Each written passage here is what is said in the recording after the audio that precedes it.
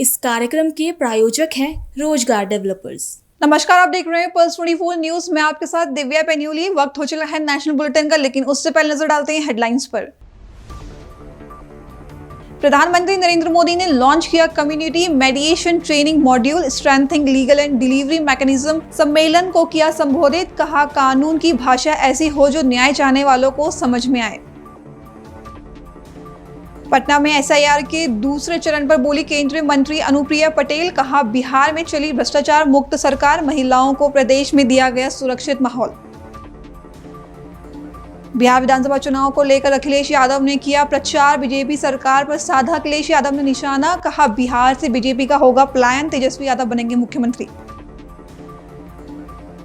Africa के टुनीशिया में फंसे झारखंड के 48 मजदूरों की वतन वापसी, सीएम हेमंत के निर्देश पर हुई कार्रवाई, सभी मजदूरों ने सीएम का जताया आभार।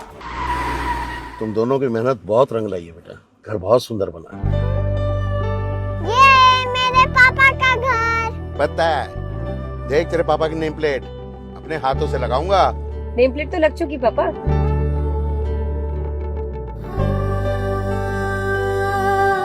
असल मेहनत तो आपने की पापा, मुझे इस काबिल बनाने के लिए। वो जिंदगी भर किराए के मकान में रहे, लेकिन आज ये घर मेरा नहीं, ये है मेरे पापा का घर।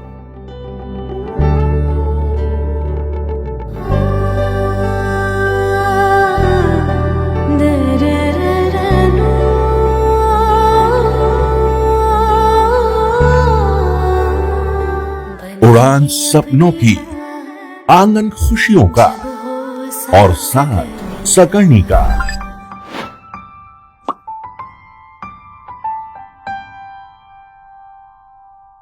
60 वर्षों से आपके साथ मनोरंजन और संस्कार का संगम, जाह्नवी मैगजीन। अब खबरें विस्तार से। दिल्ली में प्रधानमंत्री नरेंद्र मोदी ने strengthening legal and delivery mechanism पर राष्ट्रीय सम्मेलन का उद्घाटन किया। साथ ही प्रधानमंत्री ने राष्ट्रीय विधिक सेवा प्राधिकरण की तरफ से तैयार सामुदायिक मध्यस्थता प्रशिक्षण मॉड्यूल का भी शुभारंभ किया। पीएम मोदी ने कहा कि जब न्याय सामाजिक या वित्तीय पृष्ठभूमि का देखे बिना हर व्यक्ति तक पहुंचता है, तभी तो सामाजिक न्याय की नींव बनता है। उन्होंने कहा कि मुझे संतोष है कि आज लोक अदालतों और प्री लिटिगेशन सेटलमेंट के माध्यम से लाखों विवाद जल्दी, सौहार्दपूर्ण और कम खर्च में सुलझाए जा रहे हैं। सीजीआई श्री बीआर गवाई जी, जस्टिस सूर्यकांत जी, जस्टिस विक्रमनाथ जी, केंद्र में मेरे सहयोगी अर्जुन राम मेघवाल जी, सुप्रीम कोर्ट के अन्य माननीय न्यायाधीशगण, हाई कोर्ट के मुख्य न्यायाधीशगण, देवी और सज्जनों,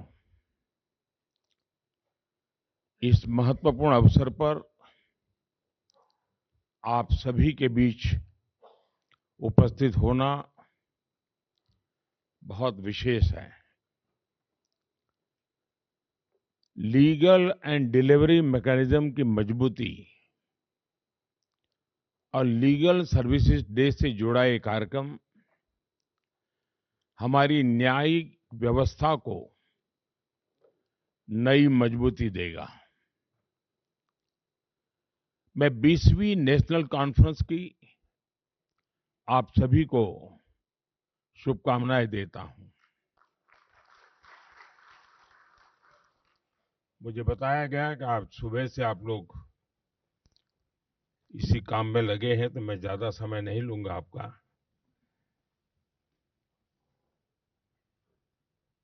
मैं यहां उपस्थित डिग्नेटरीज, न्यायपालिका के सदस्यों और लीगल सर्विसेज अथॉरिटीज का अभिनंदन करता हूं। साथियों, जब न्याय सबके लिए एक्सेसिबल होता है, टाइमली होता है, जब न्याय सोशल या फाइनेंशियल बैकग्राउंड देखे बिना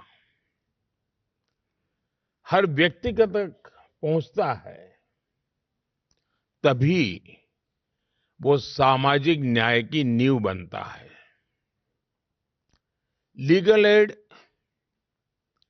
इस बात में बहुत महत्वपूर्ण भूमिका निभाती है कि न्याय सबके लिए एक्सेसिबल हो। नेशनल लेवल से लेकर तालुका स्तर तक लीगल सर्विसेज अथॉरिटीज, न्यायपालिका और सामान्य मानवी के बीच सेतु का काम करती है।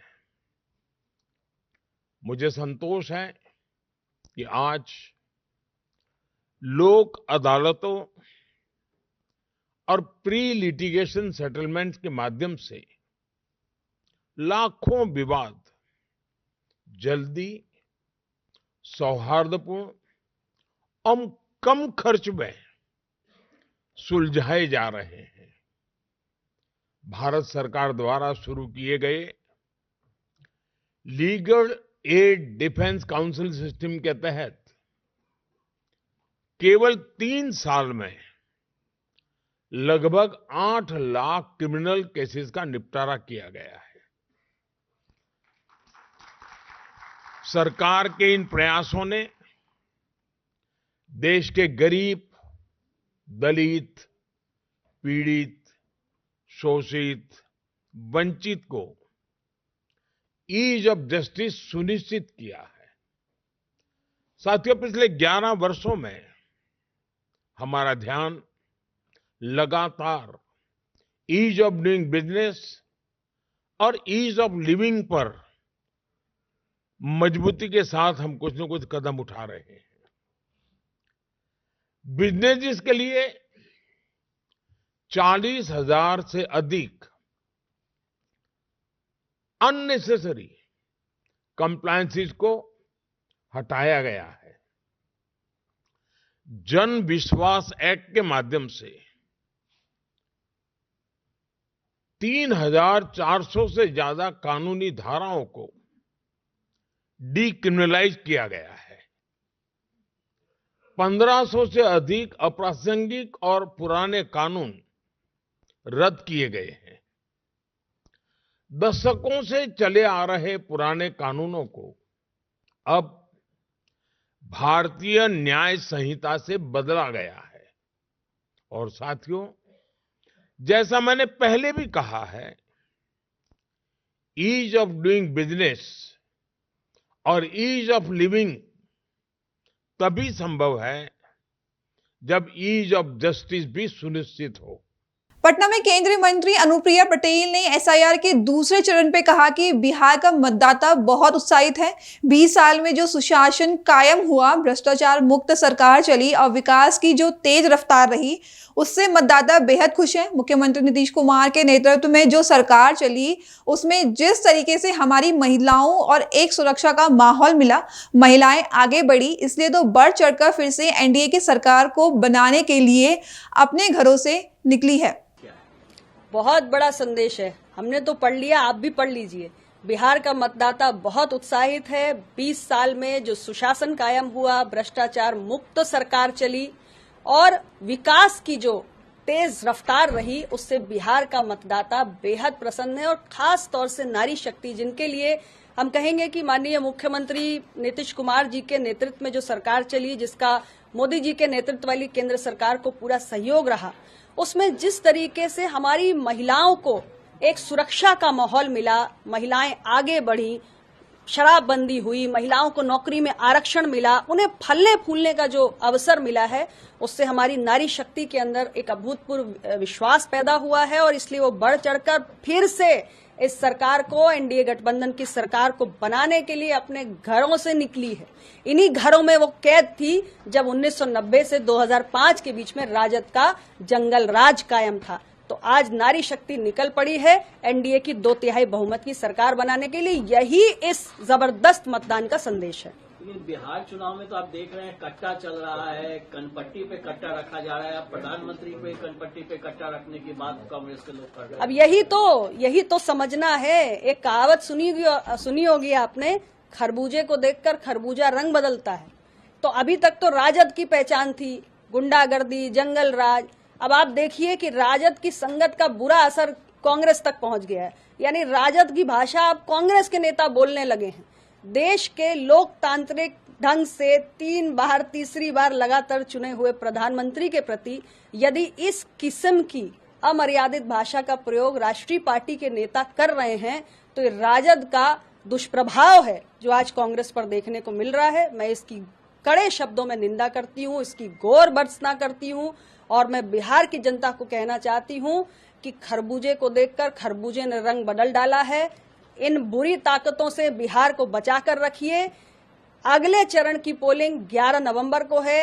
एनडीए के प्रत्याशी के पक्ष में ईवीएम का बटन दबाइए और बिहार को तरक्की के एक नए युग में ले जाने का काम कीजिए। आखिरी सवाल, प्रियंका गांधी जिस तरह से कह रही है पब्लिक मीटिंग में कि हम लोग यानी ग्रैंड अलायंस के लोग, कांग्रेस पार्टी महागठबंधन वाले उसी तरह से लड़ रहे हैं नरेंद्र मोदी के सरकार से, व्यवस्था से, जिस तरह से महात्मा गांधी लड़ा करते थे, यानी उनकी तुलना कहीं न कहीं अंग्रेजों से कर रहे होते।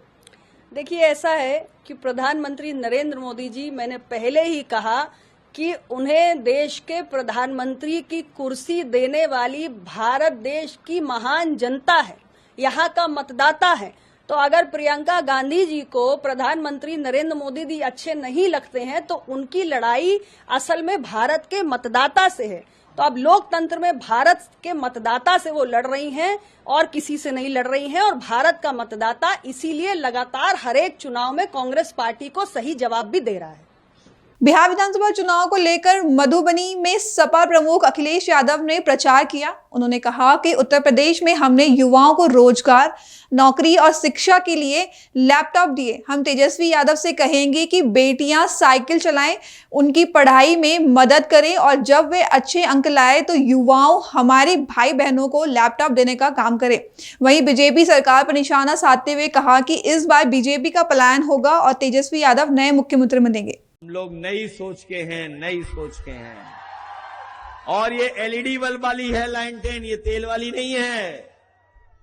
और हम अपनी बहनों को, नौजवानों को बता के जा रहे हैं, उत्तर प्रदेश में हम लोगों ने नौजवानों को रोजगार और नौकरी के लिए लैपटॉप दिया था पढ़ने के लिए, आज भी चल रहा है इतने सालों बाद। हम तेजस्वी जी से कहेंगे कि बेटियां साइकिल से चलें, पढ़ाई में उनकी मदद करो और जब अच्छे नंबर पा जाएं तो नौजवानों को, हमारे भाइयों को और बहनों को लैपटॉप देने का काम करो।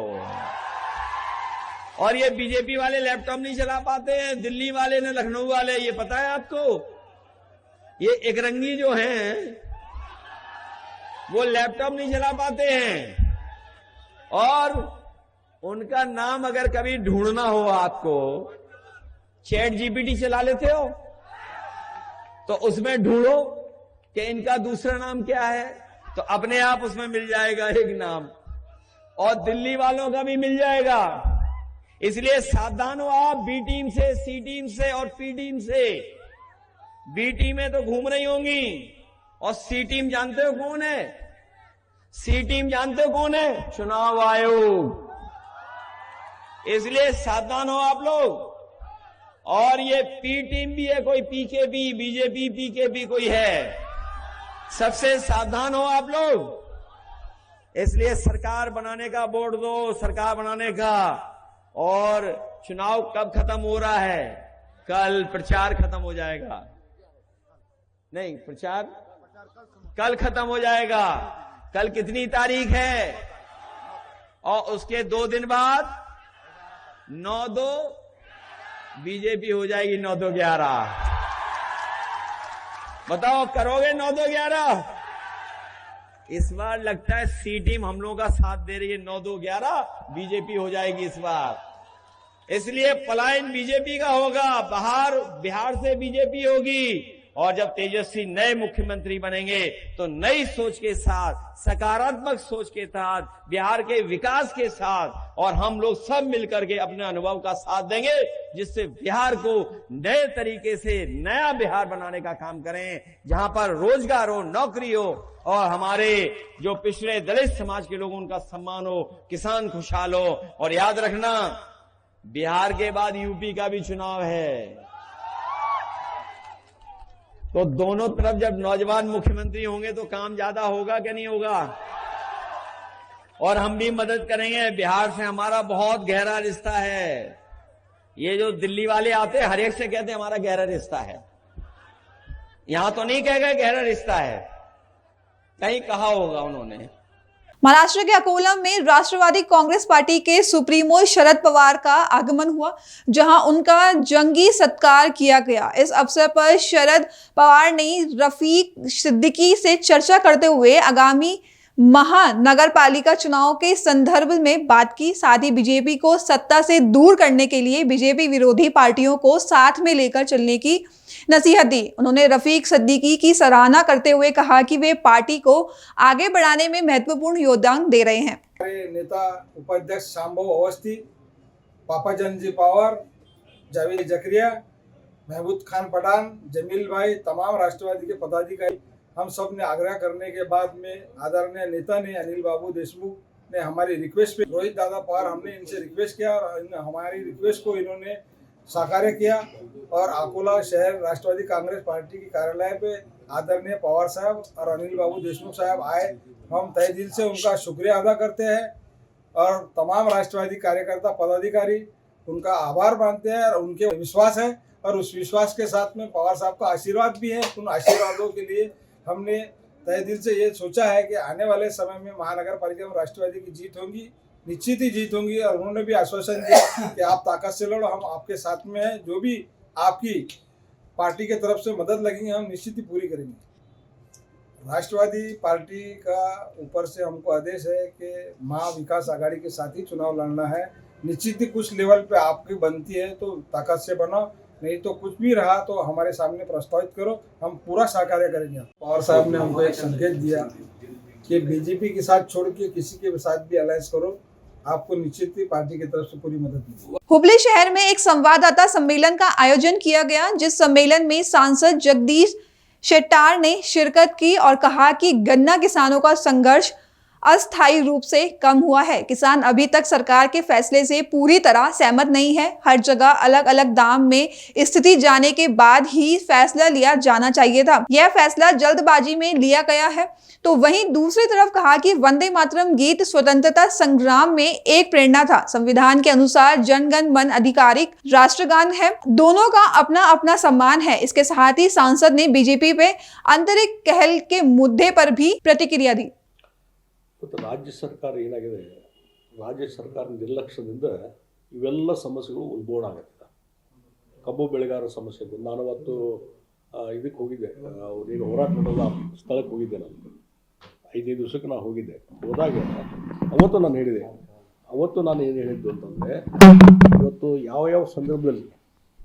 ಸಂದರ್ಭದಲ್ಲಿ ಏನೇನು ಮಾಡಬೇಕು ರಾಜ್ಯ ಸರ್ಕಾರ ಜವಾಬ್ದಾರಿ ಅದನ್ನು ಮಾಡದೇ ಇದರಿಂದ ಇದೆಲ್ಲ ಉಲ್ಬಣ ಆಗ್ತಾಯಿದೆ.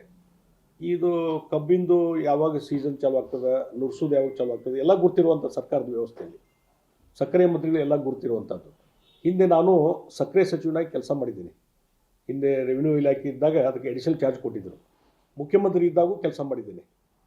ಪ್ರತಿ ವರ್ಷ ಇದೆಲ್ಲ ಈ ಕ್ರಷಿಂಗದ್ದು ಚಾಲು ಆಗೋ ಮುಂಚೆನೇ ರೈತರ ಮುಖಂಡರು ಕರೆಸಿದ್ದೆ, ಆಮೇಲೆ ಮುಂದೆ ಫ್ಯಾಕ್ಟ್ರಿ ಓನರ್ಸು ಕರೆಸಿದ್ದೆ. ಇಬ್ಬರು ಕುಂದಿರಿಸಿ ಮಾತನಾಡಿಸಿ ಒಂದು ಕಾನ್ಸೆಸ್ ಆದಂಥ ಒಂದು ದರವನ್ನು ಫಿಕ್ಸ್ ಮಾಡುವಂಥದ್ದು.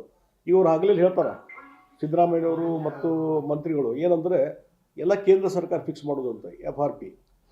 ಆಯ್ತಪ್ಪ, ನಮಗೆ ರಾಜ್ಯ ಸರ್ಕಾರದ ಪಾತ್ರ ಏನೂ ಇಲ್ಲ. ನಂಗಂದರೆ ಇಲ್ಲಿ ಕುಂತು ಸಮಾಧಾನ ಮಾಡಿ ಸರಿಯಾದ ರೀತಿಯಲ್ಲಿ ಮಾರ್ಗದರ್ಶನ ಮಾಡುವಂಥ ಕೆಲಸ ರಾಜ್ಯ ಸರ್ಕಾರ ಮಾಡಬೇಕಲ್ಲ, ಮಾಡಲಿಲ್ಲ.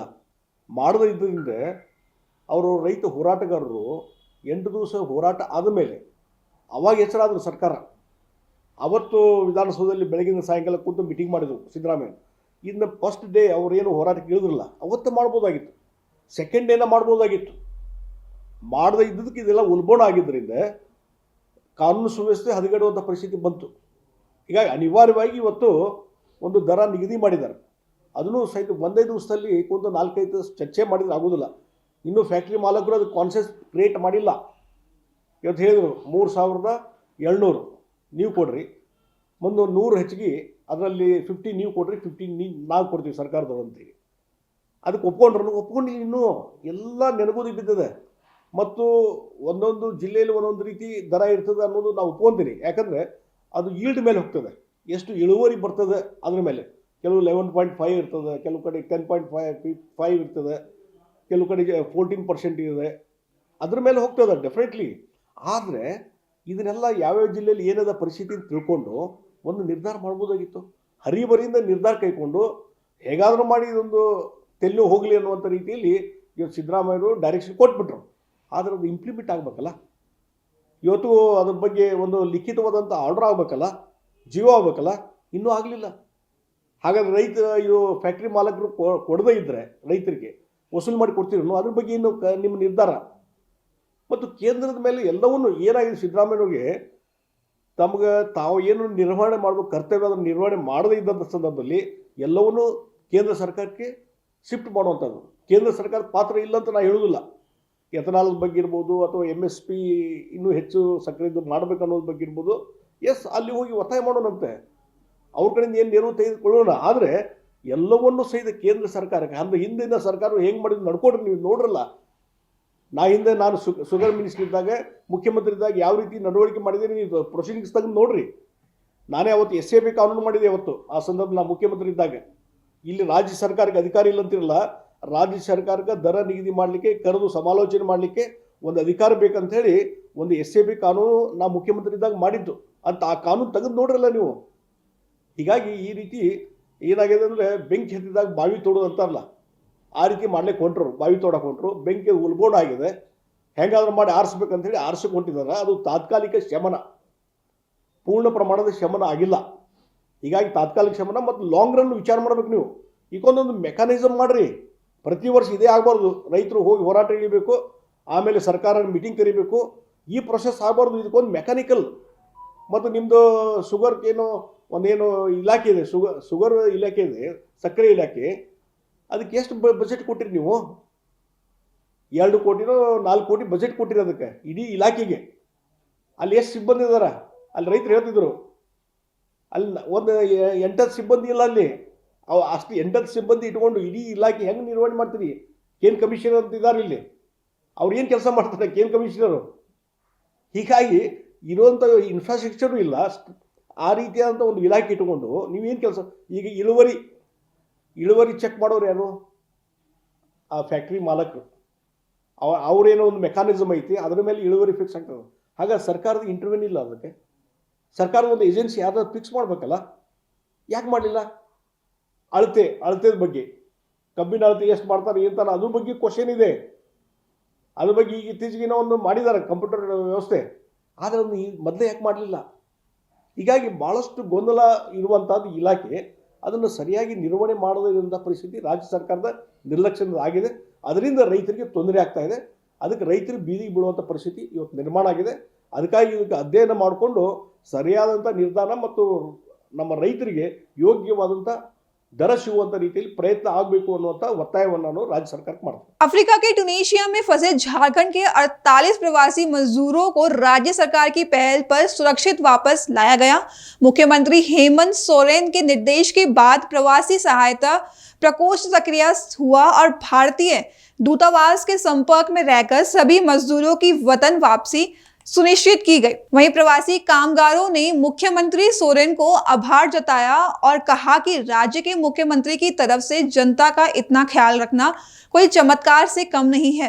हम 48 मजदूर इंडोनेशिया से सही सलामत अपना झारखंड वापसी कर गए हैं और वहाँ पे हम लोग बहुत से कठिनाई झेलना पड़ी, जैसे कि खाने पीने का, ड्यूटी, बहुत से ऐसे सारी समस्याएं दिक्कत हुई।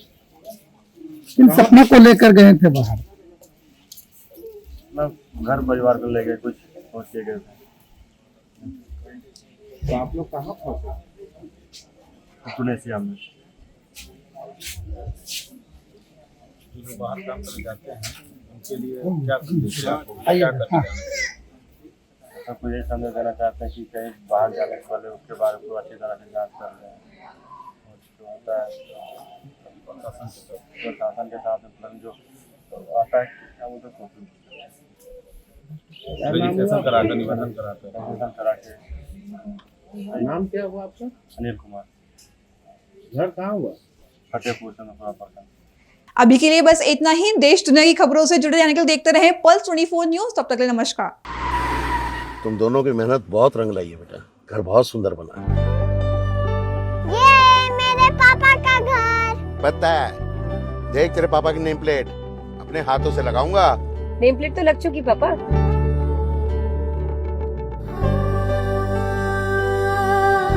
असल मेहनत तो आपने की है पापा, मुझे इस काबिल बनाने के लिए। वो जिंदगी भर किराए के मकान में रहे, लेकिन आज ये घर मेरा नहीं, ये है मेरे पापा का घर।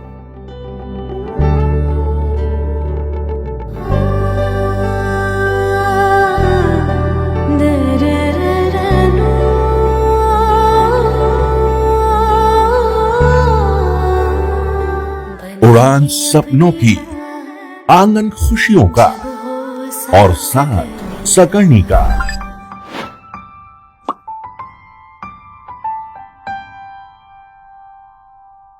60 वर्षों से आपके साथ मनोरंजन और संस्कार का संगम, जाह्नवी मैगजीन। इस कार्यक्रम के प्रायोजक थे रोजगार डेवलपर्स।